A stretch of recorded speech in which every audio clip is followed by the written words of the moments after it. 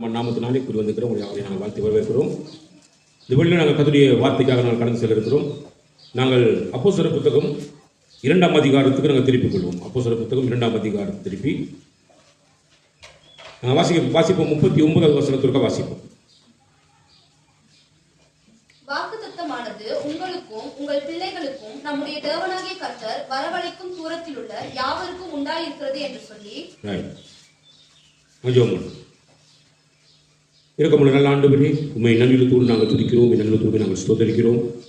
ஆண்டவரே, நீர் அன்று கர்த்தாவே பலவீனமான எங்களை பலப்படுத்துகிறதற்கும் பாவங்களை கர்த்தாவே கண்டித்து உணர்த்தி உமக்கு முன்பதாக கர்த்தாவே சுவாமி நீதியிலும் நியாய தீர்ப்பிலும் கர்த்தாவே சுவாமி நாங்கள் ஆண்டவரே கர்த்தாவே சுவாமி பயபக்தியுள்ளாய் காணப்படுவதற்கு ஏற்ற பிரகாரமாய் எங்களோடு கூட நீங்கள் பேசுகிற தேவனாக இருக்கிறபடினால உங்களுக்கு நன்றி செலுத்துகிறோம். என்னை மறைத்து நீங்கள் உண்மை வெளிப்படுத்தும்படியாக ஜெபிக்கிறோம். கேட்கிறவர்கள் உடைய வசனத்தை கேட்டு அதற்கு தங்களை ஒப்புவித்தவர்களாக அன்றைய வசனத்தின்படி நம்முடைய வாழ்க்கையை அலங்கரித்துக் கொள்ள கர்த்தர் ஒருத்தருக்கு உதவி செய்யும்படியாய் நாங்கள் ஜெபிக்கிறோம். சீக்கிரமாக உங்களுக்கு நன்றி செலுத்துகிறோம். இயேசு கிறிஸ்துவின் தூய நாமத்தை வகுக்கிறோம் எங்கள் ஜீவனுள்ள நல்ல பிதாவே, ஆமென். ரைட், இது நாளிலே நாங்கள் பார்க்க போகிறதான காரியம் சனே, அதாவது அழைப்புக்கு பாத்திரவானாய் நடந்து கொள், அழைப்புக்கு பாத்திரவானாய் நடந்து கொள் என்றதான தலைப்புல தான் நாங்கள் இந்த நாளிலே என்னுடைய வசனத்தை நாங்கள் பார்க்க போகிறோம். ரைட், நான் முதலாவது வசனத்தை வாசித்தோம். வாக்குத்தத்தமானது உங்களுக்கும் உங்கள் பிள்ளைகளுக்கும். சாரி, அப்போ இங்கே அப்போஸ்தலனாகிய பேதுரு இதை பேசுகிற இந்த வசனத்தை கொடுக்குற பொழுது சாரி யூத ஜனங்களுக்கு இந்த வசனத்தை அங்கே பிரசங்கிக்கிறது நாங்கள் பார்க்குறோம். யூத ஜனங்கள் எல்லாம் கூடியிருக்கிறாங்க, ஜெருசலேமில் கூடியிருக்கிறாங்க. அப்படி கூடியிருக்கிற பொழுது அந்த ஜனங்களுக்கு தான் அப்போஸ்தலனாகிய பேதுரு இந்த வசனத்தை அங்கே பிரசங்கிக்கிறத பார்க்குறோம். அதான் வாக்குத்தத்தமானது உங்களுக்கும் உங்கள் பிள்ளைகளுக்கும் சாரி நம்முடைய தேவனாகிய கர்த்தர் வரவழைக்கும் தூரத்தில் உள்ள யாவருக்கும் உண்டாயிருக்கிறது என்று சொல்லி, அப்போ தூரத்தில் உள்ள என்று சொல்லுகிறதான இந்த வசனம் என்னத்துக்கு சொல்லி பார்த்தீங்கன்னா அதானே, அதாவது இன்றைக்கு புறஜாதிகளாக இருக்கக்கூடிய எங்கள் எல்லாருக்குமே அன்றைய நாளிலே அப்போஸ்தலனாகிய பேதுரு இந்த வார்த்தை உபயோகப்படுத்துகிறார். தூரத்திலிருந்தும் ஆண்டவர் அநேக பேரை வரவழைக்கிற தேவனாக இருக்கிறார். அப்படிப்பட்டவர்களுக்கும் இந்த வாக்குத்தத்தம் உண்டாகியிருக்கிறது. அப்படின்னா என்ன மாதிரியான வாக்குத்தத்தம் சொல்லி பார்த்தீங்கன்னு சொன்னால், கடைசி காலங்களில் ஆண்டவர் மாம்சமான யாவர் மீதும் அவருடைய அந்த ரட்சிப்பை ஊற்றுகிற தேவன் என்று சொல்லி நாங்கள் இந்த அதிகாரத்தில் அப்போஸ்தலனாகிய பேதுரு இந்த வசனத்தை கூறி தான் நாங்கள் பேசுகிறது நாங்கள் பார்க்கக்கூடியதாக இருக்கிறது. ரைட், நல்லா கவனிங்க.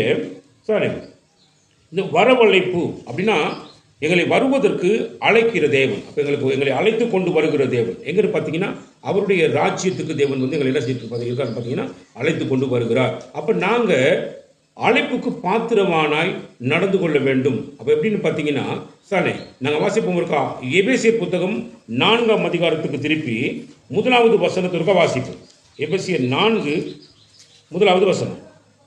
ஆதலால் கர்த்தர் நிமித்தம் கட்டுண்டவனாகிய நான் உங்களுக்கு சொல்லுகிற புத்தி என்னவெனில். இப்போ அப்போஸ்தலனாகிய பவுல் சிறைச்சாலைக்குள்ள இருக்கிறாரு. அப்படி சிறைச்சாலைக்குள்ள இருக்கிற பொழுது இந்த எபேசு நிருபத்தை அவர் எழுதுகிறார். அப்போ இந்த சிறைச்சாலைக்குள்ள இருக்கும் பொழுது இந்த எபேசு நிருபத்தை அவர் எழுதுகிற பொழுது அவர் என்ன சொல்றாரு அப்படின்னு பார்த்தீங்கன்னா, ஒரு புத்தியாக உங்களுக்கு நான் சொல்ற விஷயம் என்ன அப்படின்னு பார்த்தீங்கன்னா, நீங்க சரி வாசிங்க, புத்தி என்னவெனில் நீங்கள் அழைக்கப்பட்ட அழைப்புக்கு பாத்திரவான்களாய் நடந்து. நீங்கள் அழைக்கப்பட்ட அழைப்புக்கு பாத்திரவான்களாய் நடந்து. அப்போ நாங்கள் என்ன நடக்கணும்னு பார்த்தீங்கன்னா, எங்களுக்கு ஆண்டவர் ஒரு அழைப்பை தந்திருக்கிறார். இந்த அழைப்பு எப்படிப்பட்ட அழைப்பு அப்படின்னு பார்த்தீங்கன்னா சாரி, இப்போ நாங்கள் ஒன்று கவனிக்க வேணும். நாங்கள்லாம் பெரிய பெரிய நீதிபரர்கள் கிடையாது. சாரி, நாங்கள் எல்லாருமே பாவம் செய்து ஏகமாய் கெட்டு போனவர்கள். பாவம் செய்து ஏகமாய் கெட்டு போனவர்கள். பாவம் செய்யாத ஒரு மனிதனுமே இந்த பூமியில் இல்லை அப்படின்ற ஒரு நிலையில் எல்லா மனுஷர்களும் பாவம் செய்திருக்கிறார்கள். சாரி, பாவம் செய்து தேவ மகிமை அற்றவர்களாகின்னு சொல்லி வேதம் சொல்லியிருக்கிறது. அப்போ அந்த விதமாக எல்லாரும் பாவத்தில் குடி கொண்டிருந்தோம். எப்படியான பாவம் அப்படின்னு பார்த்தீங்கன்னா, எங்களை உண்டாக்கினவரை விட்டுட்டு சாரி உண்டாக்கப்பட்டவைகளை எல்லாம் ஆண்டவர் என்று ஆராதித்து கொண்டு சாரி ஆண்டவர் என்று சொல்லி நாங்கள் என்ன பண்ணிக்கிறோம் பார்த்தீங்கன்னா, அப்படிப்பட்டவைகளை எல்லாத்தையும் நாங்கள் வணங்கி தேவனுக்கு எதிரான பாவங்களை செய்து கொண்டிருந்த பாவிகளாக இருந்தோம். அப்போ அப்படிப்பட்ட எங்களுடைய வாழ்க்கையை ஆண்டவராகிய தேவன் என்ன பண்ணுறாருன்னு சொல்லி பார்த்தீங்கன்னு சொன்னால், அவர் எங்களை கவனித்து தம்முடைய குமாரனாகிய இயேசு கிறிஸ்துவை எங்களுக்காக என்ன பண்ணிக்கிறார் சொல்லி பார்த்தீங்கன்னு சொன்னால் சாரி அவர் பலியாக செலுத்தி எங்களை அவருக்கென்று விடுதலை ஆக்கியிருக்கிறார். சாரி, அப்போ நாங்கள் அதை எப்படி பார்க்குறோம் அப்படின்னு பார்த்தீங்கன்னு சொன்னால் சாரி நாங்கள் எபேசியர் புத்தகம் 2ஆம் அதிகாரத்தினுடைய பார்த்தீங்கன்னா 5ஆம் வசனம் சொல்லுது, அக்கிரமங்களில் மரித்தவர்களாய் இருந்த நம்மை கிறிஸ்துவுடனே கூட உயிர்ப்பித்தார், கிருபையினாலே ரட்சிக்கப்பட்டிருக்கிறீங்க. அப்போ நாங்கள் வந்து எப்படிப்பட்ட அக்கிரமங்களிலே மறுத்து போய் கிடந்தோம், உங்களுடைய வாழ்க்கை கிறிஸ்துவுக்குள்ளாக ஆண்டவர் உயிரோடு எழுப்பி இருக்கிறார். அவருடைய கிருபையினாலே நாங்கள் ரட்சிப்பை பெற்றுக் கொண்டிருக்கிறோம். அப்போ கிருபையில் ரட்சிக்கப்பட்டிருக்கிற நம்முடைய வாழ்க்கை எப்படிப்பட்டதாக இருக்க வேண்டும் என்று தேவன் விரும்புகிறார் அப்படின்னு பார்த்தீங்கன்னா சாரி, அப்போ நாங்கள்லாம் அழைப்புக்குட்பட்டிருக்கிறோம். அழைப்புக்குட்பட்டிருக்கிற நாம சதானே யாரோடு கூட ஐக்கியமாக எங்களுடைய வாழ்க்கை இருக்க வேண்டும், எங்களுடைய அழைப்பு யாரோடு கூட இருக்க வேண்டும். அப்போ அந்த அழைப்புக்கு பாத்திரவான்களாக நடந்து கொள்ள வேண்டும். அப்படின்னா நாங்கள் ஐக்கியமாக இருக்கக்கூடிய ஒரு நபர் இருக்கிறாரு, அந்த நபரோடு தான் நாங்கள் என்ன செய்யணும், ஐக்கியம் கொள்ள போகிறோம். அப்போ அவரோடு கூட இருக்கிறதற்கு நாங்களும் அதுக்குரிய பாத்திரவான்களாக நாங்கள் என்ன செய்ய வேண்டும் அப்படின்னு பார்த்தீங்கன்னா நாங்கள் நடந்து கொள்ள வேண்டும் அப்படின்றது அப்போஸ்தலனாகிய பவுல் வந்து இங்கே மிக தெளிவாக சொல்கிறார் இல்லையா. அப்போ நீங்கள் 1 கொரிந்தியர் புத்தகம் 1ஆம் அதிகாரத்தினுடைய 9வது வசனத்திற்கு வாசிங்க. 1 கொரிந்தியர். நம்முடைய குமாரனும் நம்முடைய கர்த்தருமாய் இருக்கிற இயேசு கிறிஸ்துவுடனே ஐக்கியமாய் இருப்பதற்கு உங்களை அழைத்த தேவன் உண்மையுள்ளவர். நல்ல கவனிங்க, வரவழைத்தவர் அல்லது எங்களை அழைத்து கொண்டு வந்தவர் எதுக்காக எங்களை கொண்டு வந்துக்கிறார் அப்படின்னு சொல்லி பார்த்தீங்கன்னா தம்முடைய குமாரனாகிய இயேசு கிறிஸ்துவோடு, நல்லா விளங்கிக் கொள்ளுங்க, தம்முடைய குமாரனாகிய இயேசு கிறிஸ்துவோடு நாம் ஐக்கியமாய் இருப்பதற்கு எங்களை ஆண்டவராகிய தேவன் வந்து அழைத்து கொண்டு வந்திருக்கிறார். அப்போ அந்த இயேசு கிறிஸ்துவோடு கூட ஐக்கியமாக இருப்பதற்கு எங்களை அழைத்து கொண்டு வந்திருக்கிறார் அப்படின்னு சொல்லி பார்த்தீங்கன்னு சொன்னால் இயேசு கிறிஸ்துவானவர் எவ்விதமான ரீதியில் இந்த பூமிக்கு அவர் வந்திருக்கிறார் அப்படின்னு பார்த்தீங்கன்னு சொன்னால் அவர் கரை திரையற்றவர், பாவம் இல்லாதவர், பாவம் அறியாதவர், பாவம் செய்யாத தெய்வம். அப்படிப்பட்ட தெய்வத்தினுடைய அந்த அனுக்கிரகம் எங்களுக்கு கிடைச்சிருக்குது. அவரோடு கூட நாங்களும் ஐக்கியமாக இருக்க வேண்டும் என்பதை தேவன் விரும்புகிறார். அப்போ நல்லா கவனிங்க சானே, இப்போ ஒரு ஒரு ஒரு ஒரு ஒரு கூட்டம் நடந்து கொண்டிருக்கிறது. அந்த இடத்துல ஒரு பெரிய பெரிய ஒரு ஜனாதிபதியை போல ஒரு மிகப்பெரிய ஒரு மனுஷன் போயிட்டு அங்கே இருக்கிறாப்புல ஒரு ராஜா, ஒரு பெரிய ஒரு ராஜாவாக இருக்கிறார். அந்த ராஜாவோடு கூட போயிட்டு அவரோடு கூட பந்தியில் கலந்து கொண்டு எல்லாம் சேர்ந்து சாப்பிடக்கூடிய ஒரு ஒரு ஒரு என்ன சொல்லுவது, ஒரு சிலாக்கியத்தை பெற வேண்டுமாக இருந்தால் ராஜா வந்து சும்மா சாதாரணமான நாட்களெல்லாம் கூப்பிட்டு உட்கார வச்சு பந்தியில் வைக்க மாட்டார். அப்போ என்ன பார்த்தீங்கன்னா அதுக்குரிய தகுதி உள்ளவர்களாக இருக்கக்கூடியவர்களுக்கு தான் அந்த அந்த பந்தியில் வந்து எல்லாத்தையும் கலந்து கொள்ளும்படி செய்து அந்த பந்தியில் அவரும் உட்காந்து என்ன செய்வார்னு பார்த்தீங்கன்னா அந்த அந்த அந்த அந்த அந்த பிரமுகர்களோடு கூட உட்காந்து அவர் சாப்பிடக்கூடியதாக இருக்கும் சாணி. அப்போ நாங்கள் பார்க்குற பொழுது இந்த வானத்தையும் பூமியையும் உண்டாக்கினது, அந்த சாஸ்திரங்களை மறுபடியும் எல்லாவற்றையும் மாளிகை செய்கிற தேவன், அப்படிப்பட்ட தேவனாகிய ஆண்டவர் வந்து நம்முடைய குமாரனாகிய இயேசு கிறிஸ்துவோடு கூட நாமும் ஐக்கியப்பட்டு அவருடைய பந்தியில் உட்கார்ந்து நாங்கள் சாப்பிடக்கூடிய ஒரு மிகப்பெரிய ஒரு ஸ்லாக்கியத்தை கத்திரங்களுக்கு என்ன செஞ்சுக்கிறான்னு பார்த்தீங்கன்னா தந்திருக்கிறார். அப்போ யாருக்குன்னு நினைக்கும் போது எப்படி எங்களை பார்க்கணும் அப்படின்னா நாங்கள் மிகப்பெரிய பாவிகள், அநேகமான பொய்ப்புரட்டுக்காரர்கள், ஏமாற்றுக்காரர்கள், எப்பொழுதும் வஞ்சகமான காரியங்கள் செய்து கொண்டிருக்கிற வஞ்சனையாளர்கள், இப்படிப்பட்ட வாழ்க்கையை வாழ்ந்து கொண்டிருந்த எங்களுக்கு மிகப்பெரிய ஒரு ஸ்லாக்கியத்தை கத்திரக்கிறார்னா கொடுத்திருக்கிறார் சாணி. அப்போ அந்த அந்த அழைப்புக்குள்ளே வந்திருக்கிறவங்க கிட்ட இருக்கக்கூடிய குணாதிசயங்கள் எப்படிப்பட்டதாக இருக்கணும் அப்படின்னு பார்த்தீங்கன்னா 10ஆம் வசனம் சொல்லுது, சகோதரரே, இப்போ அந்த அழைக்கப்பட்ட ஜனங்களுக்கெல்லாம் அவர் பேசுகிற பொறுத்த சகோதரரே, நீங்கள் எல்லாரும் ஒரே காரியத்தை பேச வேணும், நீங்கள் எல்லாரும் ஒரே காரியத்தை பேச வேணும், பிரிவினைகள் இல்லாமல் ஏக மனதும் ஏக யோசனையும் உள்ளவர்களாய் சீர்பொருந்திருக்கவும் வேண்டும் என்று நம்முடைய கர்த்தராகிய இயேசு கிறிஸ்துவின் நாமத்தினாலே உங்களுக்கு புத்தி சொல்லுகிறார். அப்போ அப்போஸ்தலனாகிய பவுல் அடிக்கடி சொல்லுகிற புத்தி என்ன அப்படின்னா சபையில வந்து ஆண்டவராகிய இயேசு கிறிஸ்து எழுந்தருளி இருக்கிறார். அந்த எழுந்தருளி இருக்கிற இயேசு கிறிஸ்துவோடு கூட நாம் எல்லாரும் ஐக்கியமாக இருக்கிறோம். அந்த ஐக்கியம் எப்படிப்பட்ட இருக்கிறோம், நம்ம எல்லாரும் ஒரே காரியத்தை பேச வேண்டும், ஆண்டவராகிய இயேசு கிறிஸ்துவை பற்றி மாத்திரம் பேச வேண்டும், இயேசு கிறிஸ்துடைய உன்னதமான செயலை குறித்து மாத்திரம் பேச வேண்டும். அப்படி பேசக்கூடிய நாங்கள் எல்லாரும் எப்படிப்பட்டவங்க அப்படின்னு சொல்லி பார்த்தீங்கன்னா, அதாவது சாணி, இப்போ திராட்சை தோட்டத்துக்கு வேலைக்கு கொஞ்சம் பேர் அழைக்கிறாங்க அப்படின்னா அழைக்கிறவர்கள் வந்து ஒவ்வொரு வேலையில் அமர்த்தப்பட்டிருப்பாங்க சாணி. அங்கே பார்த்தீங்கன்னா ஒரு சில பேர் அந்த தோட்டத்தை துப்புரவு பண்ணுற வேலையில் இருப்பாங்க, ஒரு சில பேர் அந்த தோட்டத்துக்கு நீர் பாய்ச்சுகிறவர்களாக வேலை செய்வாங்க, சில பேர் அந்த தோட்டத்துக்கிறதான அந்த அந்த அந்த அந்த அந்த செடியை துப்புரவு பண்ணக்கூடியவர்களாக சாணி குப்புகளை வெட்டி அதை சுத்தம் பண்ணக்கூடிய மாதிரியான வேலைகளை செய்வாங்க. சில பேர் அந்த அந்த கனிகளை ஆயக்கூடியவர்கள் இருப்பாங்க, அதை பெக் பண்ணக்கூடிய ஒரு தோட்டத்துக்குள்ளே நிறைய பேர் நிறைய விதமான வேலைகளுக்கு என்ன செய்யப்பட்டிருப்பாங்க, அழைக்கப்பட்டிருப்பாங்க. ஆனால் அழைக்கப்பட்ட எல்லாருக்கும் ஆண்டவராகிய இயேசு கிறிஸ்து சொல்கிற விஷயம் என்ன அப்படின்னா சாணி, சம்பளம் எல்லாத்துக்கும் ஒரே மாதிரி சம்பளம் தான் இருக்கும். அப்படின்னா பார்த்தீங்கன்னு சொன்னால் இப்போ எந்தெந்த வேலை செய்கிறாங்கன்ட்டு இல்லை, அத்தனை பேர்களுக்கும் சம்பளம் ஒரே மாதிரியான சம்பளமாக இருப்பாங்க. ஏன்னா அவங்க என்ன டைமுக்கு வர்றாங்க, என்ன டைமுக்கு போகிறாங்கன்ட்டு இல்லை, அவங்க எல்லாத்துக்கும் சம்பளம் இருப்பாங்க, சம்பளத்துக்கு ஏற்ற மாதிரி வருவாங்க. அவருடைய அழைப்புக்கு உட்பட்டு வருகிறதான ஒவ்வொரு மனிதன் ஒவ்வொரு சபை என்று சொல்லப்படுகிற ஒவ்வொரு மனுஷனுக்கும் ஆண்டவர் ஒவ்வொரு விதமான வேலைகளை வச்சிருக்கிறார். ஒவ்வொரு விதமான வேலைகளை வச்சுக்கிறாங்க. வேலை செய்யக்கூடியவங்க சார் எல்லாரும் வேலைக்காரர்களாக இருக்கிறாங்க. அப்போ எல்லாரும் வேலைக்காரர்களாக இருக்கிறாங்க அப்படின்னா அந்த தோட்டத்துக்கு ஒருத்தர் தான் முதலாளியாக இருப்பார். அப்போ அந்த முதலாளி தான் என்ன பண்ணுவார் அப்படின்னு பார்த்தீங்கன்னா, வேலை செய்கிற அவ்வளோ பேருக்கு சம்பளம் கொடுக்குறவராக இருப்பார். அப்போ சபையில் யார் பெரியவராக இருக்கிறார் அப்படின்னு பார்த்தீங்கன்னா, ஆண்டவராகிய இயேசு கிறிஸ்து சபைக்கு தலையாக இருக்கிறார்.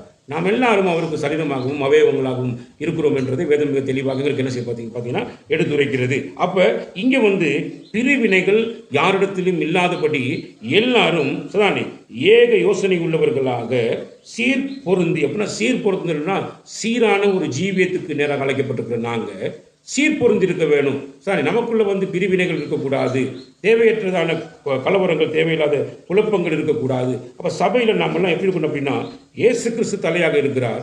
அந்த இயேசு கிறிஸ்துவோடு கூட ஐக்கியம் இருக்கணும். எப்படிப்பட்ட ஐக்கியம் அப்படின்னா, அவர் எனக்கு தலையாக இருக்கிறார், நான் அவருக்கு சரீரமாகவும் அவருக்கு சரீரத்தினுடைய அவயவங்களாகவும் ஒன்றிணைக்கப்பட்டவர்களாக நாங்கள் என்ன செய்யப்பட வேண்டும் பார்த்தீங்கன்னா இருக்க வேண்டும். இதைத்தான் அப்போஸ்தலனாகிய பவுல் மிகப்பெரிய புத்தியாக அந்த சபைக்கு என்ன பண்ணுறோம்னு சொல்லி பார்த்தீங்கன்னா சொல்லுகிறார். சதா நல்ல கவனிங்க. அப்போ ஏன் என்று சொன்னால் பவுல் சொல்லுது, ஏனெனில் என் சகோதரரே, உங்களுக்குள்ளே வாக்குவாதங்கள் உண்டு என்று குலேவையாவின் வீட்டாரால் உங்களை குறித்து எனக்கு அறிவிக்கப்பட்டது அப்படின்னு சொல்லி அப்போஸ்தலனாகிய பவுல் சொல்கிறார். அந்த குலேவையால் என்று சொல்லப்படுகிறதான ஒரு விசுவாசி சானே என்ன பண்ணுறாங்க அப்படின்னா, சபைக்குள்ளே நிறைய குழப்பம் இருக்குது, நிறைய கலவரம் பண்ணிருக்கிறாங்க, ஒருத்தருக்கு ஒருத்தர் பிரிவினைவாதிகளாக செயல்பட்டு கொண்டிருக்கிறாங்க, வாக்குவாதம் பண்ணிட்டு இருக்கிறாங்க. அப்போ இதுக்கெல்லாம் என்ன காரணம் அப்படின்னா, உயர்வு தாழ்வு இதெல்லாம் என்ன பண்ணிருக்காங்க பண்ணிட்டு இருக்கிறாங்க. அப்படினால இந்த மாதிரி இந்த உயர்வு தாழ்வு இந்த மாதிரியான காரியங்கள்லாம் இருக்கக்கூடாது. அப்படின்னா உயர்ந்தவர் ஆண்டவராக இயேசு கிறிஸ்து அவருடைய சரீரமாக அவருடைய அந்த சரீரத்தினுடைய அவயவங்களாக நாம் எல்லாரும் ஒன்றிணைக்கப்பட்டிருக்கிறோம். அதுக்காகவே நீங்க தூரத்திலிருந்து வரவழைக்கப்பட்டிருக்கிறீங்க. அப்போ ஆகவே அழைத்த தேவன் உங்களை எப்படிப்பட்டவராக அழைத்திருக்கிறார் பார்த்தீங்கன்னா, அவருடைய குமாரனோடு ஐக்கியமாக இருப்பதற்கு உங்களை என்ன செய்கிறார் பார்த்தீங்கன்னா அழைத்திருக்கிறார். ரைட், இந்த அழைப்புக்கு பங்குள்ளவர்களாக இருக்கிற நாங்கள் அப்போ அந்த எபேசியர் புத்தகம் 4ஆம் அதிகாரத்தினுடைய 2வது வசனத்திற்கு வாசிங்க. மிகுந்த மனத்தாழ்மையும் சாந்தமும் நீடிய பொறுமையும் உடையவர்களாய் அன்பினால் ஒருவரை ஒருவர் தாங்கி. ரைட், நல்லா கவனிங்க. மிகுந்த மனத்தாழ்மையும், மிகுந்த மனத்தாழ்மை இருக்க வேண்டும் மனுஷன் வாழ்க்கையில். யாருடைய வாழ்க்கையில் பார்த்தீங்கன்னா, ஆண்டவராகிய தேவன் தம்முடைய குமாரனாகிய இயேசு கிறிஸ்துவோடு கூட அதாவது ஐக்கியமாக இருப்பதற்கு அழைக்கப்பட்ட ஒவ்வொருத்தருக்குள்ளேயும் இருக்க வேண்டிய ஒரு மிகப்பெரிய குணாதிசயம் அப்படின்னு பார்த்தீங்கன்னா, முதலாவது குணாதிசயம் மிகுந்த மனத்தாழ்மை உள்ளவர்களாக இருக்க வேணும். மிகுந்த மனத்தாழ்மை சாரி. இப்போ இந்த சபைக்குள்ளே ஒரு எந்த ஒரு இப்போ இங்கே ஓகனை வாசிக்கிறங்கிறதுக்காக வேண்டியோ, இல்லை நான் இங்கே இருக்கிற சுரமண்டலங்களையோ அது இருக்கிற இப்போ கீத வாத்தியங்கள்லாம் வாசிக்கிறங்கிறதுனாலையோ அல்லது நான் பிரசங்கிக்கிறதுனாலையோ சரிதானே நாங்கள்லாம் யாருன்னு பார்த்தீங்கன்னா பெரிய பெருமிதம் கொள்ள வேண்டிய அவசியம் எங்களுக்கு தேவைப்படாது. காரணம் என்ன அப்படின்னா, எங்களுக்கு ஒன்றும் தெரியாது. எங்களை நடத்திக்கிட்டு இருக்கிறவர் யாருன்னா எங்கள் ஆண்டவராகிய இயேசு கிறிஸ்து தான். சரிதானே? அப்போ நல்லா கவனிங்க, நமக்குள்ள எப்படி இருக்கணும் அப்படின்னா, அந்தந்த வேலைக்கு அவங்கவுங்க அழைக்கப்பட்டிருக்கிறாங்க. ஆனால் அவங்கள என்ன பண்ணுறாங்கன்னா அவங்க வேலையை செஞ்சுட்டு இருக்கிறாங்க. சாரி, ஒருத்தர் இங்கே கூட்டுறாரு, பாய் போடுறாரு, நாக்காளி தூக்கி அடுக்கிறாரு, இப்படி விஷயங்கள்லாம் பண்ணிருக்கிறாரு அப்படின்னா அது அவங்கவுங்க செய்கிற வேலைகள் எல்லாம் பண்ணிருக்கிறாங்க. அப்படின்னா எல்லா வேலைக்குரிய கனத்தையும் மரியாதையையும் ஆண்டவர் ஒரே மாதிரியான நோக்கத்தோடு கூட தான் என்னது கடைசி வரை எல்லாத்துக்குமே அதை கொடுப்பார். ஏன் அப்படின்னா அவர் சொல்ற அவர் எதிர்பார்க்குற ஒரு காரியம், எந்த இடத்துல எதை செய்யறதுக்கு கத்திரி சமூகத்தில் நாங்கள் இருந்தாலும் எங்களுக்கு இருக்க வேண்டிய மிகுந்த ஒரு அதாவது ஒரு மிக முக்கியமான ஒரு குணாதிசயம் அப்படின்னா மிகுந்த மனத்தாழ்மை உள்ளவர்களாக நாங்கள் என்ன செய்ய வேண்டும் இருக்க வேண்டும். இங்கே மனத்தாழ்மை இருக்க வேண்டும். மனத்தில் என்ன இருக்கணும் அப்படின்னா உயர்வு இருக்கக்கூடாது, கௌரவம் பெரிய பெரிய கர்வம் இருக்கக்கூடாது. இங்கே நாங்கள் தாழ்மையாக சபையில் நாங்கள் தாழ்மையாக நடந்து கொள்ள வேண்டும், தாழ்மையை நாங்கள் கற்றுக்கொள்ள வேண்டும். சாரி, அடுத்து சாந்தமும். அப்போ மனத்தாழ்மையும், ரெண்டாவது என்னது சாந்தமும், அடுத்து நீடிய பொறுமையும். இப்போ நீங்கள் பார்த்தீங்கன்னா சாந்தம் இப்போ சம்பந்தம் இல்லாததுக்கெல்லாம் குரல் எழுப்பிக்கிட்டு தேவையில்லாத அட்டகாசத்தை பண்ணக்கூடிய சில விஷயமெல்லாம் இன்றைக்கி சபைகளில் நடக்கும். சாரி, இங்கேயும் அநேகமான காரியங்கள் அந்த விதமாக நடந்து எப்போ ஆண்டவர் இருப்பவர் மனத்தாழ்மை உள்ளவர்களாக இருக்கிறவர்கள் சாந்தமாக இருக்க வேணும். அந்த சாந்தமாக இருக்கக்கூடியவர்கள் எப்படிப்பட்டவர்கள் பார்த்தோம், நீடிய பொறுமை உடையவர்களாக என்ன செய்ய வேணும் இருக்க வேணும். அடுத்தது தான் பார்த்தீங்கன்னா 4வது சொல்ல அன்பிலே ஒருவரை ஒருவர் தாங்கி. அன்பிலே ஒருவரை ஒருவர் தாங்கி. பல தடவைகள் நாங்கள் எச்சரித்து புத்தி சொன்னாலும் சாரி, அன்பானது சகலத்தையும் சகிக்கும், சகலத்தை தாங்கும், அது சினம் கொள்ளாது. சாரி, அது பொறாமை கொள்ள. அன்பை பற்றி நிறைய விஷயங்களை நம்ம என்னது 1 கொரிந்தியர் புத்தகம் 13ஆம் அதிகாரத்தில் நம்ம பார்க்கலாம். சாரி, தேவ அன்பு இருக்கும் அப்படின்னா நாம் என்ன செய்வோம் அப்படின்னு பார்த்தீங்கன்னா சரிதானே, ஒரு கிழமையில் 6 நாள் இருக்குது. அப்போ நாம் தேவ ஜனங்கள் என்னடா சபைகளுக்கு காணாமல் உங்களுக்கு என்ன நடந்துக்குது, எது நடக்குதுன்னு சொல்லிவிட்டு நாங்கள் என்ன செய்வோம் அப்படின்னா விசிட்டிங் போயிட்டு ஜனங்களை போயிட்டு சந்தித்து அவங்களுக்கு போயிட்டு கர்த்தருடைய வசனங்களை வந்து அவங்களுக்கு சொல்லி கர்த்தருடைய அந்த எதிர்பார்ப்புகளை வந்து அவர்களோடு கூட பேசி நாம் என்ன பண்ணோம் அப்படின்னா அவர்களை தாங்குகிறவர்களாக நாங்கள் செயல்படுவோம். அப்போ இங்கே என்ன நடக்குது அப்படின்னு பார்த்தீங்கன்னா அன்பு என்றது வந்து இப்போ தனிஞ்சு போச்சு. நிறைய பேர் வாழ்க்கையில் அன்பு கிடையாது சார். ஏன் அப்படின்னா அன்பு இருந்துச்சுன்னு சொன்னால் அவன் தன்னை பைத்தியக்காரன் ஆக்கிக்கிட்டு ரோட்டில் சுற்றிக்கிட்டு போயிட்டு இருப்பான். ஒருத்தன் மேலே அன்பு வச்சிருப்பானா அவன் தன்னை பைத்தியக்காரன் ஆக்கிட்டு போவான். தன்னை பைத்தியக்காரன் ஆக்குறான் அப்படின்னு என்ன தப்புனா தன்னை பார்த்து எல்லாரும் பைத்தியக்காரனாக இருப்பான், பைத்தியக்காரன் சொல்லுவாங்க. ஆனால் அவங்ககிட்ட மட்டும் அந்த பைத்தியம் இருக்காது. ஏன்னா அவன் ஒரு நோக்கத்தோடு போயிட்டு இருப்பான். அதான் உண்மை சார். ஏன் அப்படின்னா அந்த அந்த அன்பு மேலே வச்சுக்கிற ஒரு அன்பு, ஒரு மனுஷன் மேலே வச்சுக்கிற அன்பு அவனையே பைத்தியமாக்கக்கூடிய சூழ்நிலை உண்டாகி இதில் வந்து நாங்கள் வேற இல்லை தேவையில்லாத விஷயங்களை நாங்கள் சிந்திக்க போகிறது இல்லை தானே. எனக்கு ஒருத்தர் கல்லடிப்பான், என்னை ஒருத்தர் ஏசுவான் தானே, என்னை ஒருத்தர் வித்தியாசமான முறையில் பார்ப்பான், இப்படி அந்த கேள்வியெல்லாம் அந்த கேள்வி கேட்பான் அப்படின்றதெல்லாம் அவன் மைண்டுக்கு வராது. ஏன் அப்படின்னா அவன் இருக்கிற ஒரு விஷயம் ஒருவர் தாங்கக்கூடிய குணாதிசயம் தேவ அன்பு ஒருத்தனுக்குள்ள நெருக்கி ஏவுகிறது அப்படின்னா அவன் அதைத்தான் கவனிப்பானே தவிர வேற ஒன்றையும் அவனுக்கு என்ன செய்ய மாட்டான், அவன் கவனிக்க மாட்டான். சாரி, அப்படி நல்லா கவனி. அப்போ நம்மளோட சபையில் மிகப்பெரிய ஒரு குறைவான நிலைமை என்ன அப்படின்னா ஒருவர் தாங்குகிற குணாதிசயம் ஒருத்தர் இல்லாததுனால தான் சபையினுடைய வெறுமை, சபையினுடைய என்ன சொல்கிறது வந்து மிகப்பெரிய போராட்டம் இன்னைக்கு நாங்கள் நினைஞ்சிட்டு இருக்கோம் பார்த்தீங்கன்னா பார்த்துட்டு இருக்கோம். சார் அன்பு இருக்குன்னா ஒரு சகோதரன் மேலே ஒரு சகோதரி மேலே ஒருத்தருக்கு அன்பு இருக்குன்னா அந்த அன்பு வந்து என்ன செய்யும் அப்படின்னு பார்த்தீங்கன்னா உடனே அவர்களை தேடி செல்லுகிறதான காரியங்கள் எல்லாம் அது என்ன பண்ணணும் பார்த்தீங்கன்னா தேடி தெரியும், அவங்கள தாங்குகிறதான காரியங்களை என்ன செய்ய பண்ணணும். 3ஆவது வருஷத்தை பார்த்தீங்கன்னா சமாதான கட்டினால் ஆவியின் ஒருமையை காத்துக் கொள்வதற்கு ஜாக்கிரதையாக இருங்கள். அப்போ சமாதான கட்டினால் அப்போ நாங்கள் வந்து என்ன பண்ணணும் அப்படின்னா சமாதானத்தோடு எல்லாரும் ஒரே சமாதானம், தேவ சமாதானம் ஆண்டவராகிய இயேசு கிறிஸ்துவினுடைய சமாதானத்தினால ஒருவரை நாங்கள் என்ன பண்ண சொல்லி பார்த்தீங்கன்னா சமாதானத்தினால் நாங்கள் கட்டிக்கொள்ள வேணும். அப்போ உங்களுக்கு உண்டான அழைப்பினாலே நீங்கள் ஒரே நம்பிக்கைக்கு அழைக்கப்பட்டது போல ஒரே சரீரமும் ஒரே ஆவியும் உண்டு. அப்போ எங்களுக்கு என்ன நடக்குதுன்னு பார்த்தீங்கன்னா நாங்கள் வந்து தேவனால் அழைக்கப்பட்டிருக்கிறோம், ஒரே நம்பிக்கைக்கு அழைக்கப்பட்டிருக்கிறோம். அந்த ஒரே நம்பிக்கை வந்து எப்படின்னு பார்த்தீங்கன்னா ஒரே கர்த்தரும் ஒரே விசுவாசமும் ஒரே ஞான ஸ்நானமும் அப்படின்னு சொல்லப்படுகிறதான காரியங்கள் எல்லாம் இங்கே அப்போஸ்தலனாகிய பவுல் வந்து நீங்கள் பார்த்தீங்கன்னா மிக தெளிவாக சொல்கிறார். அப்போ அழைக்கப்பட்டவர்கள் தேவனுடைய ராஜ்யத்துக்காக அழைக்கப்பட்டவர்கள் வந்து சார் எப்படிப்பட்டவர்களாக இருக்க வேண்டும் அப்படின்னு பார்த்தீங்கன்னா இயேசு கிறிஸ்துவோடு ஒரு நெருங்கின ஒரு பார்த்தீங்கன்னா ஒரு தொடர்புடையவர்களாக அவரோடு கூட ஐக்கியமாக இருக்கக்கூடியவர்களாக நாங்கள் என்ன செய்யணும் பார்த்தீங்கன்னு சொன்னால் இருக்க வேண்டும். ரைட். அப்போ நல்லா கவனிங்க. 1 கொரிந்தியர் 7ஆம் அதிகாரம் 20ஆம் வசனத்திற்கு வாசிங்க. 1 கொரிந்தியர் அவனவன் தான் அழைக்கப்பட்ட நிலைமையிலே நிலைத்திருக்க கடவன். அவனவன் தானே அவனவன் அழைக்கப்பட்டதான அவனவன் தான் அழைக்கப்பட்ட நிலைமையிலே நிலைத்திருக்க கடவன். ரைட். நல்ல கவனிங்க. தான் அழைக்கப்பட்ட நிலை சானே ஒரு விஷயங்களுக்கு தெரிஞ்சிருக்கணும் சானே. அவனவன் தான் அழைக்கப்பட்ட நிலைமையிலே நிலைத்திருக்க கடவன். நம்ம நிலைத்திருக்கக்கூடிய ஒரு விஷயத்தை இன்னைக்கு நாங்கள் ஏன் பெற்றுக்கொள்ள முடியல, ஏன் எங்களால் காண முடியல அப்படின்னு பார்த்தீங்கன்னா இங்கே வந்து ஒவ்வொருத்தருக்குள்ளேயும் பிரிவினைகள் இருக்கிறபடினால சானே ஒவ்வொருத்தருக்குள்ளேயும் ஏற்ற தாழ்வு இருக்கிறபடினால சானே ஏற்றம் தாழ்வு இருக்கிறபடினா என்ன பண்ணுறாங்க அப்படின்னு பார்த்தீங்கன்னா அந்த அழைக்கப்பட்ட அழைப்புக்குள்ளே வந்து என்ன செய்ய மாட்டாங்க அப்படின்னு பார்த்தீங்கன்னா நிர்ணயிக்க முடியாத நிலைமை என்ன பண்ணிருக்காங்க இருக்கிறாங்க சானே. அப்போ நல்லா கவனிங்க. அது 23ஆவது வசனம் சொல்லுது, நீங்கள் கிரயத்துக்கு கொல்லப்பட்டீர்கள், மனுஷருக்கு அடிமைகள் ஆகாதிருங்கள். அப்போ நல்லா கவனிங்க. கிரயத்துக்கு கொல்லப்போ நாங்கள் வந்து ஆண்டவராகிய இயேசு கிறிஸ்துவனுடைய இரத்தத்தை விலையாக செலுத்தி எங்களை வாங்கியிருக்கிறார். அப்போ நாங்கள் எல்லாரும் இயேசு கிறிஸ்துவினால வாங்கப்பட்டவங்க.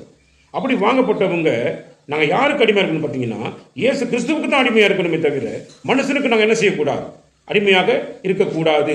அப்போ அது உண்மை.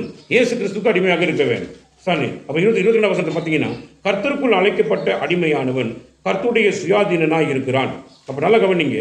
கர்த்தருக்குள் அழைக்கப்பட்ட அடிமையானவன்.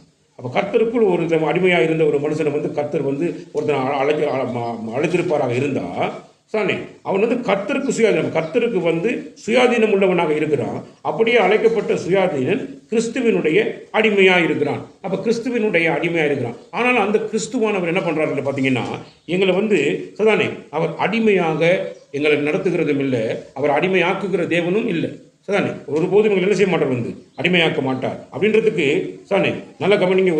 ஒரு மிக முக்கியமான ஒரு வசனம் இருக்குது எபிரேயர் புத்தகத்தில் நீங்கள் பார்த்தீங்கன்னா சானே அவர் எங்களை வந்து எப்படி எங்களை அழைத்திருக்கிறார். அதாவது நாங்கள் வந்து ஆண்டவராகிய இயேசு கிறிஸ்துவுக்கு அடிமைகளாக இருக்க வேண்டியவர்கள் சானே. அப்போ எபிரேயர் புத்தகத்துக்கு திருப்புங்க. 2ஆம் அதிகாரம் 11ஆம் வசனத்தை வாசிங்க. எப்படியெனில் பரிசுத்தம் செய்கிறவரும் பரிசுத்தம் செய்யப்படுகிறவர்களுமாகிய யாவரும் ஒருவராலே உண்டாயிருக்கிறார்கள். இது நிமித்தம் அவர்களை சகோதரர் என்று சொல்ல அவர் வெட்கப்படாமல். நல்ல கவனிங்க. இப்போ அழைக்கப்பட்டவர்கள் ஆண்டவராகிய இயேசு கிறிஸ்துவுக்கு அடிமையாக இருக்கிறார்கள் என்று சொல்லுகிற பொழுது ஆண்டவர் இயேசு கிறிஸ்து யாரையும் அடிமையாக பார்க்காதபடி அடிமையான தோற்றத்தில், அதாவது அவருடைய ரத்தத்தினால விலை கொடுத்து வாங்கப்பட்டவர்கள் அவர்கள் அவ்வளோ பேரும் ஆண்டவர் இயேசு கிறிஸ்து அடிமைகள். ஆனால் அப்படிப்பட்ட அடிமைகள் என்று சொல்லக்கூடிய அந்த நிர்பந்த நிலையில ஒரு மனிதனை வைக்காம ஆண்டவர் என்ன பண்றாருன்னா, அப்படிப்பட்ட அழைக்கப்பட்ட ஒவ்வொருவரையும் சகோதரர் என்று சொல்ல அவர் வெட்கப்படாமல். அப்ப சகோதரரே என்று சொல்லி, அப்படின்னா சகோதரரேன்னு சொன்னா என்ன அர்த்தம் அப்படின்னா, அப்ப அவங்க அடிமைகளாம். நல்லா யோசிச்சு பாருங்க. அடிமையாக இருக்க வேண்டியவர்களுக்கு ஆண்டவர் கொடுக்குற ஒரு மிகப்பெரிய வெகுமதியான பரிசு அப்படின்னா, அடிமைக்கு சகோதரனே சகோதரி என்று சொல்லி ஒரு மிகப்பெரிய ஒரு வரப்பிரசாதம் உள்ள ஒரு வார்த்தையை அவர் உபயோகப்படுத்துகிறார். இப்போ சகோதரரே, சகோதரர் என்று சொல்ல அவர் என்ன செய்யா வெட்கப்படலை. நல்லா கவனிங்க. இன்னைக்கு உலகத்தில் கவனிச்சு பாருங்க. இன்னைக்கு நாம காசு கொடுத்து வாங்கிட்டு நாம அதுக்கு அடிமையாக உட்காந்துருக்கோம். நாம காசு கொடுத்து வாங்கி நம்ம வீட்டை நாம வச்சுட்டு நாம போயிட்டு அதுக்கு அடிமைகளாக உட்காந்துருக்கோம். ஆண்டவராகிய இயேசு கிறிஸ்து என்ன செய்றார் அப்படின்னா, தம்முடைய இரத்தம் முழுவதையும் மனிதனுடைய பாவங்களுக்காக சிந்தி அந்த இரத்தத்தை கிரயமாக, அதாவது ஒரு விலை கிரயமாக செலுத்தி அதன் மூலமாக ஆண்டவர் தன்னுடைய ஜனங்களை வாங்கி எடுத்திருக்கிறார். அப்படி வாங்கி எடுத்தவர் என்ன பண்றார் அப்படின்னா, வாங்கி எடுத்தவருக்கு நாங்கள் எல்லாரும் அடிமைகளாக இருக்க வேண்டியவர்கள். அப்படி நாங்கள் அடிமைகளாக இருக்கக்கூடாதபடி எங்களுக்கு அவர் சகோதரனே சகோதரியே என்று சொல்லி ஒரு மிகப்பெரிய நெருங்கின உறவை கர்த்தருக்கு என்ன செய்றார் கொடுக்கிறார். ஆனால் இன்றைக்கு உலகத்தில் கவனித்து பார்த்தீங்கன்னா வேற்று இன மக்கள்லாம் என்ன பண்ணுறாங்க அப்படின்னு பார்த்தீங்கன்னா, அவங்க காசு கொடுத்து வாங்கிட்டு வீட்டில் கொண்டு வச்சுட்டு அதுக்கு முன்னுக்கு தங்களுடைய சேட்டுக்கிட்டலாம் கலட்டி இடுப்பில் கட்டிக்கிட்டு அவங்க அவைகளுக்கெல்லாம் அடிமைகளாக தங்களை என்ன செஞ்சுட்டு இருப்பாங்க, ஒப்பு கொடுத்து கொண்டு இருப்பாங்க. நல்ல கவனி. இதில் நீங்கள் பார்த்தீங்கன்னா உங்களுக்கு தெரியும், நம்முடைய ஆண்டவராகிய இயேசு கிறிஸ்துவினுடைய மகா மேன்மையான அன்பு எவ்வளவு அருமையான அன்பு, எவ்வளவு ஆழமான அன்பு, எவ்வளவு உயரமான அன்புன்றதை நம்மளால் என்ன செய்ய முடியும், கண்டுபிடிச்சு கொள்ள முடியும். நல்ல கவனி. அப்போ ஆனபடினால நாங்கள் எதற்கு அழைக்கப்பட்டிருக்கிறோமோ அழைக்கப்பட்டிருக்கிறதான காரியங்களில் நாங்கள் என்ன செய்வோம் அப்படின்னு சொல்லி பார்த்தீங்கன்னு சொன்னால், நாங்கள் அந்தந்த இடத்துல நாங்கள் நிலைத்திருக்க வேண்டும். அப்போ 24 வசனம் சொல்லுது, சகோதரரே, அவனவன் தான் அழைக்கப்பட்ட நிலைமையிலே தேவனுக்கு முன்பாக நிலைத்திருக்க கடவுள். தேவனுக்கு முன்பாக, தேவன் தான் எங்கள் மேலே இரக்கத்தில் ஐஸ்வர்யம் உள்ளவராக இருந்தார். அவர் தான் எங்கள் மேலே இரக்கம் கொண்டார். அவர் கொண்ட இரக்கத்துக்கு அடையாளமாக தான் தம்முடைய குமாரனை எங்களுக்காக என்ன செஞ்சார், அனுப்பினார். அனுப்பி எங்களை விடுதலை ஆக்கி இருக்கிறார். அவருடைய இரத்தத்தை கிரயமாக நாங்கள் என்ன செஞ்சிருக்கிறோம், வாங்கியிருக்கோம். சொல்லப்படுது, கிரயத்துக்கு கொல்லப்பட்டீர்களே. அப்போ நாங்கள் கிரயத்துக்கு கொல்லப்படுகிறோம், விலை கொடுத்து வாங்கப்பட்டவர்கள். அப்படி வாங்கப்படுறவர்கள் இருந்த எங்களை ஆண்டவர் அடிமைப்படுத்தவில்லை. அவருடைய சகோதரர் என்று சகோதரி என்று தேவன் எங்களுக்கு அருமையான ஒரு நிலை எங்களுக்கு கொடுத்திருக்கிறார். அப்படிப்பட்ட அந்த நிலையை நம்முடைய ஆண்டவராகிய தேவன் கொடுக்கிறார். ஆகவே சகோதரரே, அவனவன் தான் அழைக்கப்பட்ட நிலைமையிலே தேவனுக்கு முன்பாக நிலைத்திருக்க கடவுள். தேவனுக்கு முன்பாக நிலைத்திருக்க வேண்டும். நல்ல கவனி. அப்போ நிலைத்திருக்க முடியாததற்கான காரணம் என்ன? ஏன் நிலைத்திருக்க முடியவில்லை? ஒரு மனுஷனுக்கு தேவனுக்கு ஏன் நிலைத்திருக்க முடியல அப்படின்னு பார்த்தீங்கன்னா, அடிக்கடி வருகிறதான சில சோதனைகள் எங்கள் வாழ்க்கையில் வரும். வேதம் என்ன சொல்றது அப்படின்னா, மனுஷனுக்கு நேரிடுகிற சோதனை அல்லாமல் வேறொரு சோதனை உங்களுக்கு என்ன செய்யாது, வராது. 1 கொரிந்தியர் புத்தகம் 10ஆம் அதிகாரத்துக்கு நாங்கள் திருப்பி பார்ப்போமாக இருந்தால் 13ஆம் வசனத்தை வாசிங்க.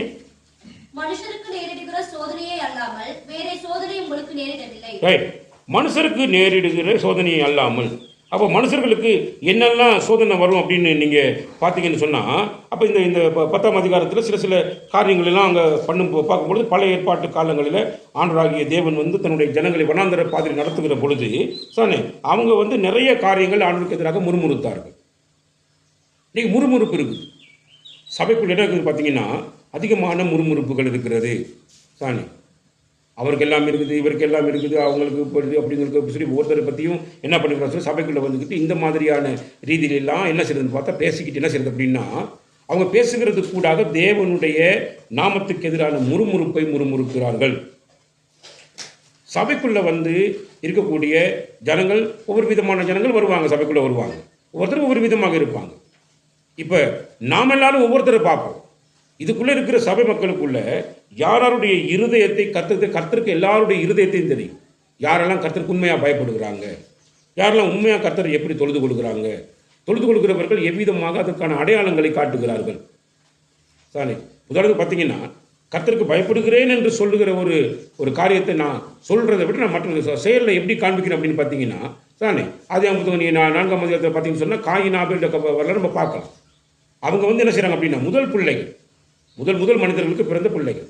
இப்போ அவங்க கர்த்தருக்கு தாங்கள் பயப்படுகிறேங்கிறத எது மூலமாக வெளிப்படுத்தினாங்க? எது மூலம் வெளிப்படுத்தினாங்க? காணிக்கை செலுத்துவதற்கு கூடாக அவங்க அதை வெளிப்படுத்தினாங்க. சாரி, இப்போ தேவ சமூகத்துக்கு வந்திருக்கிறோம். இப்போ இங்கே வந்து காணிக்கை எடுக்கப்படுகிற பொழுது நாங்கள் ஒரு கியூவில் ஒரு அழகான முறையில் மனத்தாழ்மை உள்ளவர்களாக இதை தேவனுக்கு செலுத்துகிறோம் என்ற எண்ணத்தோடு கூட கொண்டு போய் செலுத்த வேண்டும். அப்போ காயின் வந்து அந்த மனத்தாழ்மை உள்ளவனாக நடந்து கொள்ள இல்லை. அதை தான் தேவனுக்கு செலுத்துகிறேன் என்ற உணர்வோடு கூட அதை என்ன செய்யலாமே, அது செலுத்த இல்லை. ஆகவே ஆண்டவர் அவனையும் சரி அவனுடைய காணிக்கையும் சரி என்ன செய்யல, அவர் அங்கீகரிக்கவில்லை. அப்போ காணிக்கையை செலுத்துன்னு சொல்லி அங்கே முதல் மனிதர்களுக்கு கடவுளுடைய கட்டளைகள் என்ன செய்யப்படலாங்க, பிரயோகிக்கப்பட இல்லை.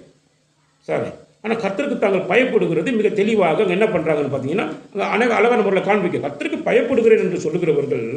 சாரி, நான் வந்து இன்றைக்கி கர்த்தர் சமத்துக்கு போகிறேன், இன்றைக்கி நான் கர்த்தர் சமத்துக்கு போகும்போது வெறுங்கையை நான் போகிறேன், நான் நல்ல விதத்தில் கர்த்தருக்கான காரியங்களை நான் கொண்டு செல்ல வேண்டும் என்றதான உணர்வுபூர்வமான செயல்பாடுகள் எங்களுக்குள்ள வர வேண்டும். சாரி, காணிக்கைகளை செலுத்தும் டைம் கொடுக்கும்போது ஒருக்குள்ளே கூட நாங்கள் என்ன செஞ்சிடக்கூடாது, நகரங்களை போதும் எல்லாரும் வரணும். வந்து யாருக்கெல்லாம் என்னென்ன ரீதியில் வந்து கர்த்தருடைய ராஜ்யத்துக்கு கொடுக்க முடியுமோ அவ்வளோ என்ன சொல்லி போயிடணும், வந்து கர்த்தருடைய ராஜ்யத்துக்கு கொடுக்க வேண்டும். அது கர்த்தருக்கு ஏன் நான் கொடுக்குறேன் அப்படின்னா கர்த்தருக்கு நான் பயப்படுகிறேன் என்றதற்கு அடையாளம் நான் செலுத்துகிறதான காணிக்கை தான் என்ன செய்யும், எங்களுக்கு அதை வெளிப்படுத்தும். சத்தானே, அப்போ கர்த்தருக்கு பயப்படுகிறேங்கிறது வெளிப்படுத்துறதுக்கு ஒரு அடையாளத்தை கர்த்தருக்கு வச்சிருக்கிறார். பார்த்து நாங்கள் பண்ண வேண்டும். சாரி, அப்போ காயின் அது முதல் செய்யும்போது அது வந்து தேவனுக்கு செலுத்துகிறேன், தேவனுக்கு செலுத்துகிறத நான் வந்து ரொம்ப கவனமாக பயபக்தியாக சாரி தேவனுக்கானது நல்ல உயர்தரமானதை நான் கர்த்தருக்கு செலுத்த வேண்டும் என்ற நோக்கம் இல்லாதவனாக செயல்பட்டான். அவனே அங்கீகரிக்க இல்லை, அவன் காணிக்க இன்னைக்கு நிறைய பேர் சபைக்குள்ள இன்னைக்கு நிறைய பேருடைய வாழ்க்கையில் வீழ்ச்சி, நிறைய பேருடைய வாழ்க்கையில் போராட்டம், நிறைய பேருடைய வாழ்க்கையில் பயங்கரமான பிரச்சனைக்கு முகத்துக்கிறாங்கன்னா காரணம் வேறு ஒன்றுமே இல்லை. காணிக்கை செலுத்தும் போது கூட பெருமிதமாக வந்து செலுத்துறது, கர்த்தருக்காக செலுத்துறன்ற பயம் இருக்காது. சாரி, சபைக்கு வரும்போது கூட கர்த்தரை ஆராதிப்பதற்காக நான் போறேன்றதான பயம் இருக்காது. சாரி, இப்படிப்பட்ட பலவிதமான எண்ணங்களோடு கூட வரக்கூடிய எண்ணங்களை அறிந்தவர் நம்முடைய கர்த்தராகிய இயேசு கிறிஸ்து. நம்முடைய எண்ணங்கள் அவ்வளவும் அவருக்கு தெரியும். தேவ பயத்தோடு தேவ சபைக்கு வரானா இல்லை தேவ பயம் இல்லாமல் வரானா, கர்த்தருக்கு கொடுக்குற காணிக்கைகளில் உண்மையாக கர்த்தருக்குன்னு சொல்லி செலுத்துக்கிறானா இல்லை வேற ஏதாவது எண்ணங்களை வச்சுக்கிட்டு செலுத்துறானன்றது எல்லாம் கர்த்தர் நினைச்சிட்டு இருப்பார், அவதானிச்சு கொண்டிருப்பார், அவருக்கு தெரியும். அப்போ அதே மாதிரி தானே கர்த்தருக்கு உண்மையான பயத்தோடு கூட காணிக்கை செலுத்தினவங்க வந்து ஆசீர்வதிக்கப்பட்ட அனுபவங்களை நாங்கள் பார்க்குறோம். முதல் மனுஷன் வந்து என்ன செஞ்சு ஆபேலை வந்து ஆபேலையும் அவனோட காணிக்கையும் கர்த்தர் அங்கீகரிக்கிறார். அது எப்படி இப்போ யார் நம்மளோட காயின் கண்டுபிடிச்சான் அப்படின்னு பார்த்தீங்கன்னு சொன்னால் அங்கே வந்து அவன் ஆசீர்வதிக்கப்படுகிறதே அவன் பார்க்குறான், அது பயங்கரமாக ஆசீர்வதிக்கப்படுகிறான்.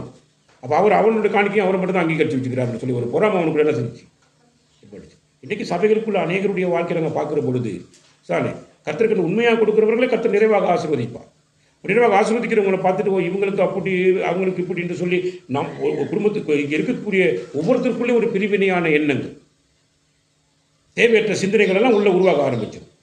இதனோட என்ன நடக்கும்னு பார்த்தீங்கன்னா அவங்க இருக்க ஒன்றுமில்லாத ஒரு சூழ்நிலைக்கும் பலவிதமான போராட்டங்களுக்கும் முகம் கொடுப்பாங்களே தவிர அவங்க உண்மையான ஒரு உயர்வை பெற்றுக்கொள்றதுக்கு ஒரு வாய்ப்பு கிடைக்காது. அப்போ அதான் இங்கே சொல்லும்போது வந்து தானே இங்கே ஜனங்களுக்குள்ள முறுமுறுப்பு இருந்துச்சு. முறுமுறுப்பு இருந்தபடினால அவங்க பெரிய பிரச்சனைகளுக்கு என்ன செஞ்சாங்க, முகம் கொடுத்தாங்க. சானே நல்லா கவனிங்க, எங்கள் வசனத்தை வாசிங்க. 1 கொரிந்தியர் 10ஆம் அதிகாரம்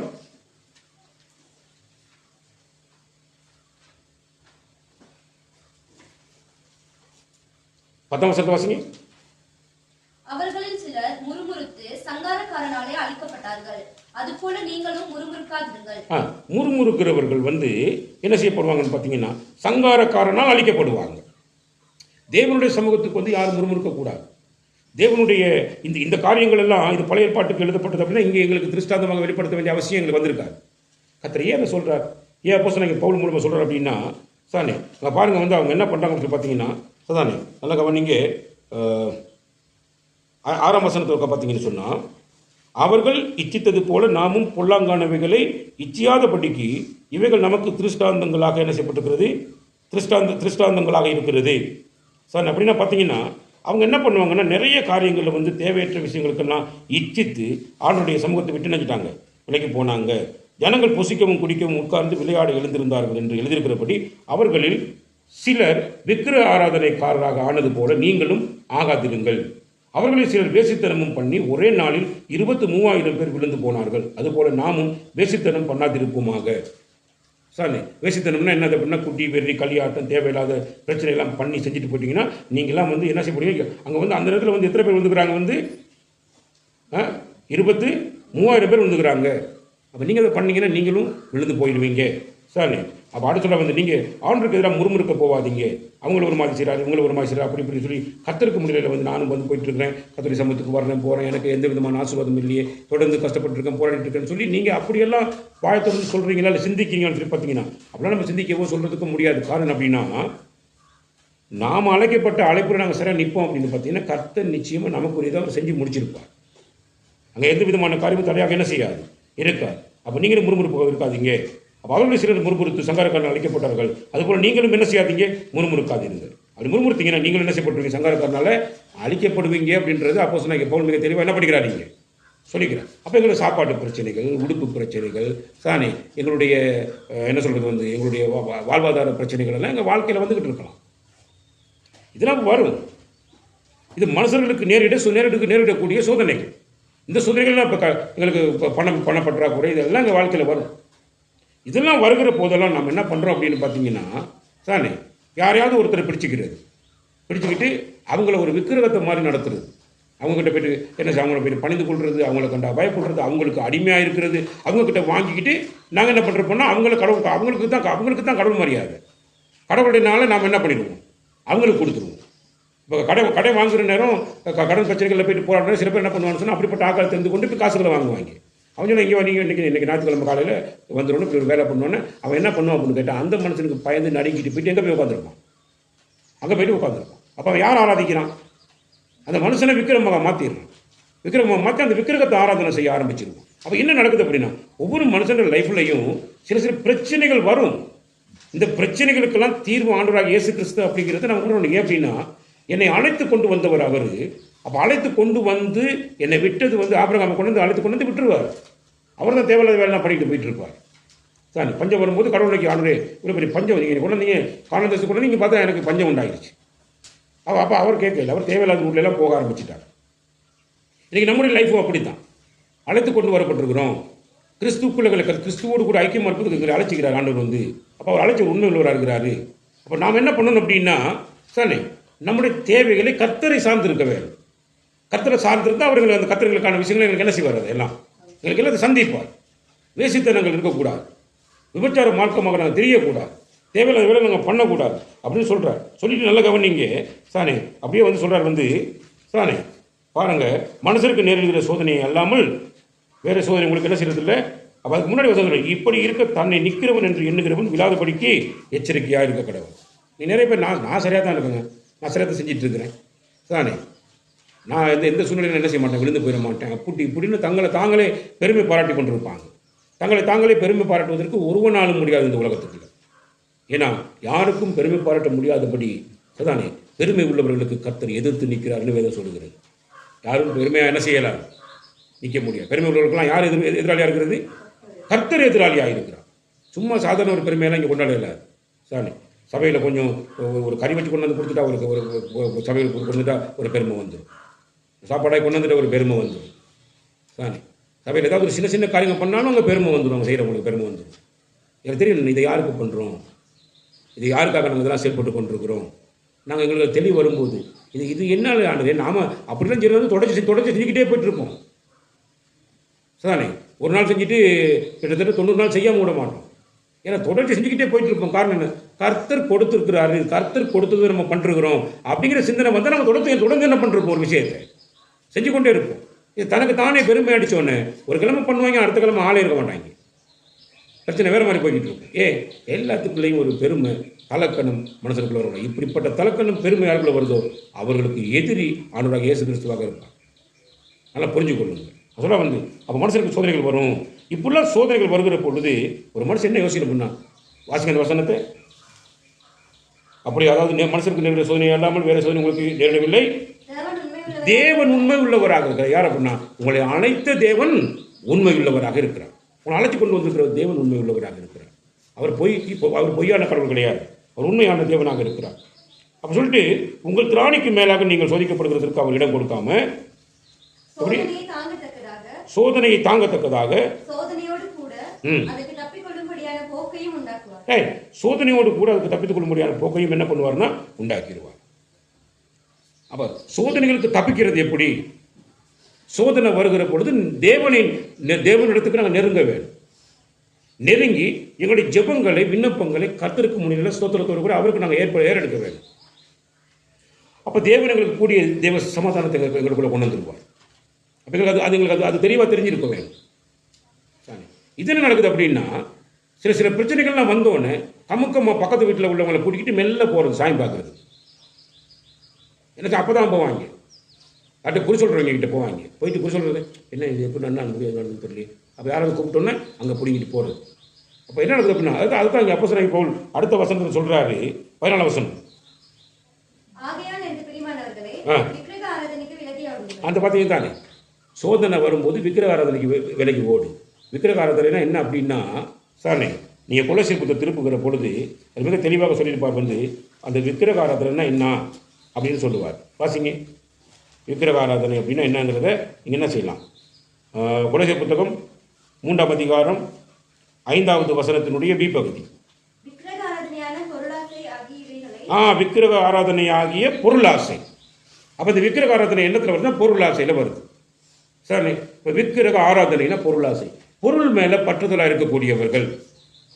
சரிதானே? நல்ல கவனிங்க. ஆடு மாடுலாம் தேவன் அந்த குடும்பத்துக்கு ஆசீர்வாதமாக கொடுத்துருப்பார். ஆடு மாடு இருக்கேன்ட்டு கத்திரி சமத்துக்கு வர மாட்டாங்க. ஆடு மாடு இருக்குன்னு சொல்லி என்ன செய்ய மாட்டாங்க, கத்திரி சமத்துக்கு வரமாட்டாங்க. சரிதானே? எனக்கு பிள்ளையே இல்லை, ஆண்டு ஒரு புள்ள ஒன்று தாங்கன்னு சொல்லி புள்ள வரம் கட்டிட்டு உட்காந்துருப்பாங்க. ஆண்டு ஒரு பிள்ளையை கொடுத்தோன்னா பிள்ளையை கட்டி பிடிச்சிக்கிட்டு பிள்ளையை தாளாட்டிக்கிட்டு ஆராட்டிக்கிட்டு எங்கே இருப்பாங்க, வீட்டில் இருப்பாங்க, சர்ச்சுக்கு வர மாட்டாங்க. இப்போ நல்லா கவனித்து பாருங்கள். இப்போ என்ன நடக்கும் அப்படின்னா, சரிதானே, வீடே இல்லாமாங்க ஆண்டு வீடு கட்டக்கூடிய இடத்த கொடுப்பார். பார்த்தா அந்த இடத்துலையே குத்திட்டு உட்காந்துருப்பாங்க. சரிதானே? வீட்டை கட்டிப்பிடிச்சி உட்காந்துருப்பாங்க. பிள்ளைகளை கட்டிப்பிடிச்சி, இப்படி பலவிதமான காரியங்கள் எல்லாம் அவனுக்கு என்ன ஆராதனையாக மாறுது, விக்கிரக ஆராதனையாக மாறுகிறது. சரிதானே? கடை வாங்காதானே போய் கடையை வாங்கிட்டு அவனுக்கு அடிமையாகிடுவான். அடிமையாகிட்டு அவனுக்கு என்ன செஞ்சுட்டு இருப்பான், போயிட்டு தொண்டு செஞ்சுட்டு இருப்பான். சரிதானே? இவங்க கடனெல்லாம் வாங்கி எல்லா விஷயத்தையும் இவன் பண்ணிட்டு என்ன பண்ணுவான்னா, கர்த்தருடைய நாமத்தை தூசிச்சு அன்னைக்கு கர்த்தருடைய நாளை கொள்ளையடிச்சு அன்னைக்கு போயிட்டு கர்த்தருடைய வேலைக்கு பதிலாக போய் அவங்களுக்கு வேலை செஞ்சுட்டு உட்காந்துருப்பான். காரணம் என்ன அப்படின்னு பார்த்தீங்கன்னா, யார் ஆராதிக்கிறான்? கடை வாங்கினவன் ஆராதிக்கிறான். இப்போ இன்னைக்கு உலகம் என்ன நடந்துட்டு இருக்குது, இப்படி போயிட்டு இருக்குது. ஆகவே சரிதானே, அது என்ன ஆண்டுக்கு மிக தெளிவாக சொல்கிறாங்க. அப்போஸ்தலனாகிய பவுல் சொல்கிறார், ஆகையால் எனக்கு பிரியமானவர்களே, எனக்கு பிரியமானவர்களேங்கிறான். எனக்கு பிரியமானவர்களே, தேவனுக்கு பிரியமானவர்களேன்னு சொல்லாமல் எனக்கு பிரியமானவர்களே அப்படின்றான். என்ன காரணம் சொல்கிறான்னு பார்த்தீங்கன்னா, எனக்கும் இப்படியான சோதனைகள் பிரச்சனைகள்லாம் என்னுடைய லைஃப்பில் வந்துச்சு. ஆனால் நான் யாரை பற்றி பிடிச்சிக்கிட்டேன்னா, என்னை ஆண்டவர் அழைத்த அழைப்புக்கு நான் பார்த்துருவானா என்ன செஞ்சேன், நான் நடந்து கொண்டேன். சாரி, நீங்கள் விக்கிரக ஆராதனைக்கு என்ன செஞ்சிருங்க, விலகி ஓடுங்க. சும்மா சின்ன பிரச்சனைகள் போராட்டங்கள் குடும்பத்துக்கு தேவை. இவங்களே எல்லாத்தையும் பண்ணி பிரச்சனையை கூடுதலாக தலையில் போய் போட்டுக்கிட்டு மெல்ல குறி சொல்கிறவங்க நாடி போயிட்டு குறி சொல்கிறத கேட்பாங்க. தானே, கண்டவாக்கள் ஆலயம் வாங்கி தேவையில்லாத யோசனைகள் தேவையில்லாத ஆலோசனைகள் செவி கொடுத்து போயிட்டே இருப்பாங்க. அப்போ சிந்திக்கணும், நம்மை அழைத்த தேவன் அவர் உண்மை உள்ளவராக இருக்கிறார். அவர் எப்பொழுதும் உண்மை உள்ளவராக இருக்கிறார். சாரி, அப்போ நாங்கள் என்ன செய்யணும் அப்படின்னு பார்த்தீங்கன்னா, எப்பொழுதுமே கர்த்தருக்கு பயந்த ஒரு ஜீவியத்தை எங்கள் வாழ்க்கை என்ன செய்ய வேண்டும், நாங்கள் வாழ வேண்டியவர்களாக இருக்கிறோம். அப்போ நாம் யாருடைய அழைப்புகள் இருக்கிறோம் அப்படின்னு பார்த்தீங்கன்னா, ஆண்டவராகிய இயேசு கிறிஸ்துவோடு ஐக்கியமாக இருப்பதற்கு தான் எங்களை அழைத்திருக்கிறார். அழைத்த தேவன் உண்மை உள்ளவராக இருக்கிறார். அவர் சோதனை நாட்களிலும் அவர் உண்மை உள்ளவராக எங்களோடு கூட இருக்கிறார். அதில் எப்படி தப்பிச்சுக்கொள்ளாங்கிற முகாந்திரங்கள் எங்களுக்கு அவர் நிச்சயமாக எங்களுக்கு என்ன செய்வார், எங்களுக்கு காண்பிப்பார், எங்களுக்கு வெளிப்படுத்துவார். சார், அப்படி வெளிப்படுத்துகிற பொழுது நான் அதிலிருந்து தப்பித்துக் கொள்ளலாம். அப்போ நமக்கு ஒரே ஆவி ஒரே தேவன் உண்டு. சானே, ஒரே ஆண்டவர் ஒரே தேவன் ஒரே ஆவியானவர் யார், ஆண்டவராகிய இயேசு கிறிஸ்துவானவர் இருக்கிறார். அப்போ நாங்கள் அவரை பற்றி பிடிச்சு கொள்ள வேண்டிய வாழ்க்கைக்கு நேராக நாங்கள் என்ன செய்ய வேணும், நாங்கள் போக வேண்டும். அப்போ எங்களுடைய அன்பு எப்படிப்பட்டதாக இருக்கணும் அப்படின்னு பார்த்தீங்கன்னா, சானே, யோவான் புத்தகம் 8ஆம் அதிகாரத்தினுடைய 28ஆம் வசனத்தினுடைய அந்த பி பகுதியை வாசிங்க. தேவனிடத்தில் அன்பு கூறுகிறவர்களுக்கு இல்லையா. அப்போ ஆண்டவர் சதானே ஒரு தீர்மானத்தோடு கூட அழைத்திருக்கிறார், தம்முடைய குமாரனாகிய இயேசு கிறிஸ்துவோடு கூட ஐக்கியமாக இருப்பதற்கு. இதை கடந்த 2 வாரம் பார்த்துட்டு வந்துட்டு இருக்கிறோம். அப்ப அவரோடு கூட ஐக்கியமா இருக்கிறதுக்கு அழைக்கப்பட்டிருக்கிறோம். அப்படி அழைக்கப்பட்டிருக்கிறவங்க எல்லாரும் என்ன செய்யணும் அப்படின்னா தேவனிடத்துல அன்பு கூற வேண்டும்.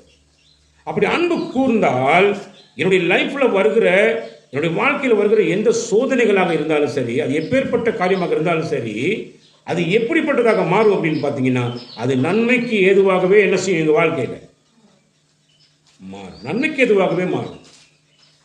வாசிங்க. சகலமும் ஒரு சிறு சிறு துரும்பு கூட தீமையானதாக எங்களுக்கு என்ன செய்யாது, நடக்காது. ஏன்னா தேவனிடத்தில் அன்பு கொடுத்துட்டோம் அப்படின்னா சாமி ஏன் எங்களை அழைத்த தேவன் உண்மை உள்ளவர், ஒரு தீர்மானத்தோடு கூட அழைச்சிருக்கிறார். அந்த தீர்மானம் என்ன, ஆண்டவர் இயேசு கிறிஸ்துவோடு கூட நாங்கள் ஐக்கியமாக இருக்க வேண்டும். அவரோடு கூட ஐக்கியமாக இருக்கிறதுக்காக தேவன் என்னை அழைச்சிருக்கிறார் அப்படின்னு பார்த்தீங்கன்னா நாங்கள் தேவனிடத்தில் அன்பு கூற வேண்டும்.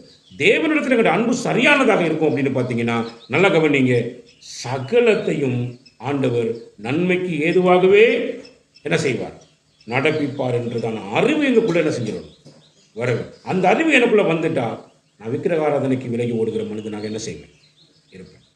சானே அப்போ நீங்கள் நல்லா கவனிச்சிங்கன்னு சொன்னால் சானே எங்களுடைய அழைப்பு அப்போஸ்தலனாகிய பவுல் அப்போஸ்தலனாகிய பேதுரு சொல்லும் பொழுது சானே வாக்குத்தத்தமானது இங்கே இருக்கிற உங்களுக்கு மட்டும் இல்லை, தூரத்திலிருந்து வரவழைக்கப்படுகிறவர்களுக்கும் அங்கே கொடுக்கப்பட்டிருக்கிற வாக்குத்தத்தம் தான். அப்போ புறஜாதிகளாக இருக்க யாராக இருந்தாலும் சரி தேவனுடைய சபைக்குள்ளே அழைக்கப்பட்டாங்கன்னா அவங்களும் என்ன செய்யணும் அப்படின்னு பார்த்தீங்கன்னு சொன்னால் அவங்களுக்கும் இந்த வாக்குத்தத்தங்கள் கொடுக்கப்பட்டிருக்கிறது. என்ன வாக்குத்தத்தம் அப்படின்னு சொல்லி பார்த்தீங்கன்னா சானே நான் உன்னை விட்டு விலகுவதும் இல்லை, உன்னை கைவிடுவதும் இல்லை, இல்லையா? நீங்கள் பார்த்தீங்கன்னா எபிரேயர் புத்தகம் வசனத்தை நீங்கள் பார்க்கலாம். எபிரேயர் புத்தகம் 13ஆம் அதிகாரம் நினைக்கிறேன், விடுங்க வாசிங்க. 5ஆம் வசனம். நீங்கள் பண ஆசை இல்லாதவர்களாய் நடந்து உங்களுக்கு இருக்கிறவைகள் போதும் என்று எண்ணுங்கள். நான் உன்னை விட்டு விலகுவதும் இல்லை, உன்னை கைவிடுவதும் இல்லை என்று அவர் சொல்லி இருக்கிறாரே. அப்போ நல்லா கவனிங்க, அவர் தெளிவாக வாக்குத்தத்தம் கொடுக்குறாரு. எப்படி சொல்லி பார்த்தீங்கன்னா சாரி நான் உன்னை விட்டு விலகுவதும் இல்லை, உன்னை கைவிடுவதும் இல்லை என்று இயேசு கிறிஸ்து சொல்லியிருக்கிறாரே. அப்போ உன்னை கைவிட மாட்டார். நீ சோதனையில் இருக்கிற உன்னை விட்டு ஓட மாட்டார். நம்ம மனுஷர்கள் அப்படித்தானே, ஒருத்தருக்கு பிரச்சனை வருதுன்னா மெல்ல சத்தம் இல்லாமல் நழுவி ஓடி போயிடுவாங்க. நம்மளும் இருந்தால் பெரிய பிரச்சனை அப்படின்னு சொல்லிட்டு சானே நமக்கு இருக்கிற பணத்துக்கும் ஆப்பு வந்துடும் நினச்சிட்டு நஞ்சிருவாங்க. நம்ம ஏதாவது இருந்தால் செலவழிக்க வேண்டிய வரும்னு சொல்லிட்டு மெல்ல கலந்து நம்மளை விட்டு ஓடி போயிடுவாங்க. அதிலே நம்ம மூஞ்சாக திருப்பிட்டு போயிடுவாங்க. நம்ம கூப்பிட்டா கூட காது கேட்காத மாதிரி நடந்துருவாங்க. மனுஷங்க அப்படித்தான். ஆண்டவர் ஒரு நாள் அப்படிப்பட்ட என்ன செய்ய மாட்டார், இருக்க மாட்டார். அவர் நம்மளோடு தான் இருப்பார், நம்மளை கைவிட மாட்டார்.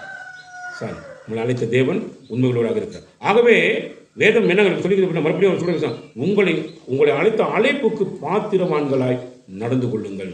அதான் மிக முக்கியம். நம்மளை கடவுள் ஒரு திட்டத்தோடு அழைச்சிருக்கிறார். அந்த அழைக்கப்பட்ட அழைப்புக்கு நாங்கள் பாத்திரவான்களாக நடந்து கொள்ள வேண்டும். அப்படி நடந்தால் கர்த்தர் தாமே எங்களோடு கூட இருந்து எங்களை ஆசீர்வதிப்பாராக. ஆமென். நம்மளால் படிக்கிட்டு கற்றுக்க நாங்கள் நன்றி செலுத்துவோம்.